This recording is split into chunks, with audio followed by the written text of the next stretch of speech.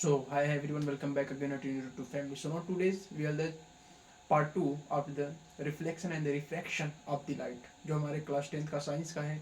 आज हम लोग लाइट के बारे में सब कुछ जान चुके थे। What the rule of the reflection law क्या है, जो कि एक ही तल पे आएगा इंसिडेंट एंड द रिफ्लेक्शन रे एंड द नॉर्मल अभिलंब सब एक ही तल पे होंगे। ये सब कुछ हम लोग कवर कर चुके थे। अब लेट्स स्टार्ट करते हैं हमारा आगे वीडियो। सुनाओ। Here, what is reflection?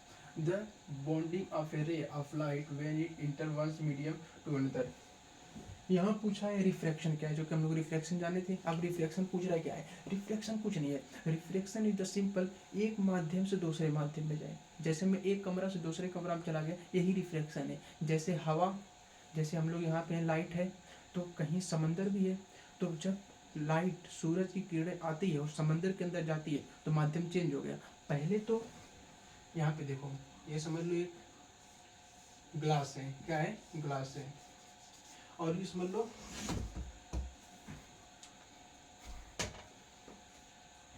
ये समझ लो ग्लास है। और ये समझ लो रे है, किरणें है। ये देखो आ रही है, देखो कैसे ऐसे इंटर की, और यहाँ से जब इसका डायरेक्शन तो इधर था, लेकिन ये ऐसे चेंज हो गई और फिर ये दूर हो गई। तो ये है what is refraction. This is very simple and this is very easy. अब देखो व्हाट इज रिफ्रैक्टिव इंडेक्स क्या होता है। देखो इसमें भी मीडियम 1 मीडियम 2 है, m1/m2, और ये n1 n2 जो प्रवर्तनांक को दिखाता है, जो कि θ1 और θ2। ये समझ लो नॉर्मल है, वाटर है। मीडियम 1 को वाटर मान लो और इसको एयर मान लो, नहीं तो इसको एयर मान लो, इसको वाटर मान लो। मीडियम चेंज होगा तो देखो ये किरणें आ रही हैं, इस तरह जा रही हैं। तो अब इसमें ये समझना है, ये किरणें तो जानी थी ऐसे, लेकिन ये कहाँ है? अभिलंब की ओर झुक गई है, क्योंकि इसको विरल और सघन भी बोलते हैं हम लोग। तो देखो इसका मैंने बहुत इजी वे आप समझा रहा हूँ सब कुछ, इसमें कुछ है नहीं।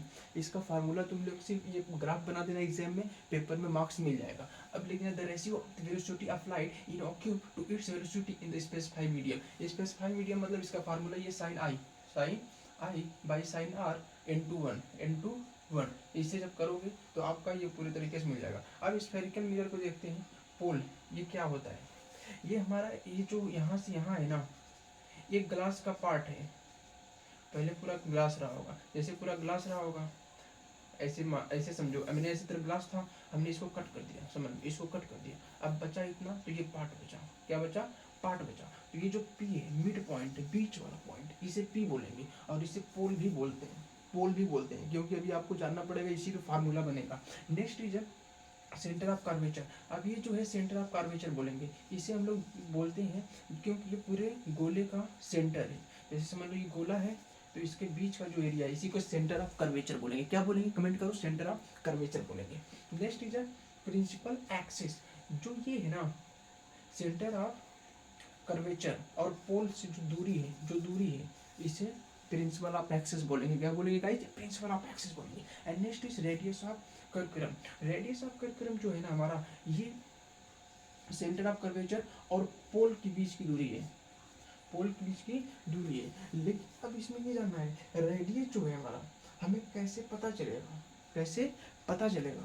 अब ये देखना, ये देखो एक हमारा कन्वेक्स मिरर, एक है कन्वेक्स मिरर है कॉनकेव मिरर।